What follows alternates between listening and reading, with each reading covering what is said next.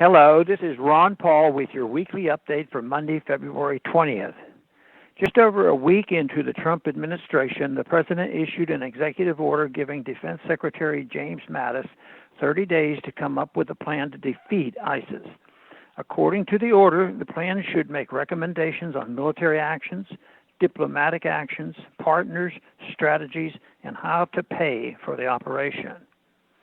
As we approach the president's deadline, it looks like the military is going to present Trump with a plan to do a whole lot more of what we've been doing and somehow expect different results.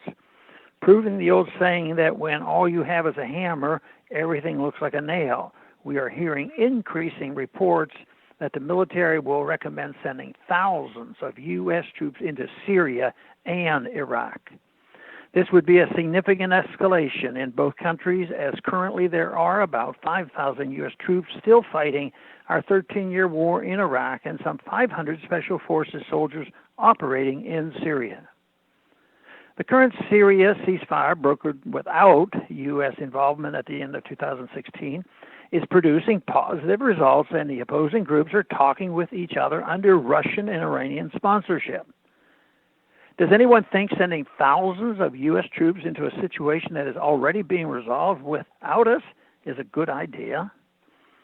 In language reminiscent of his plans to build a wall on the Mexican border, the president told a political rally in Florida over the weekend that he was going to set up safe zones in Syria and would make the Gulf states pay for them.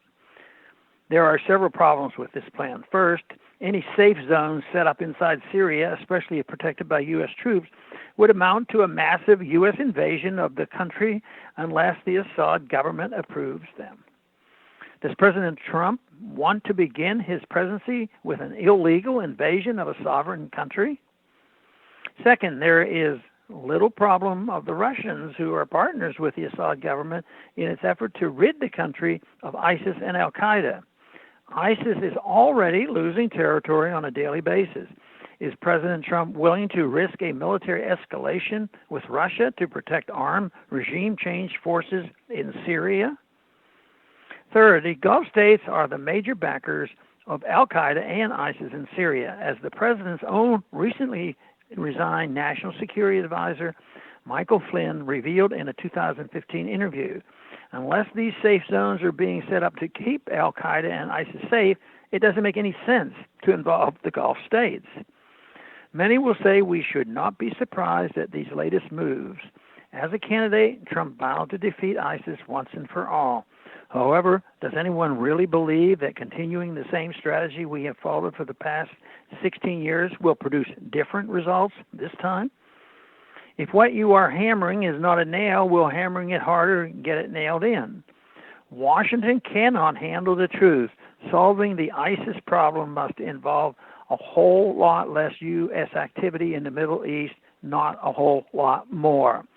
Until that is understood, we will continue to waste trillions of dollars and untold lives in a losing endeavor. Thanks for calling this update. A new update is placed on this number, 888-322-1414 every Sunday.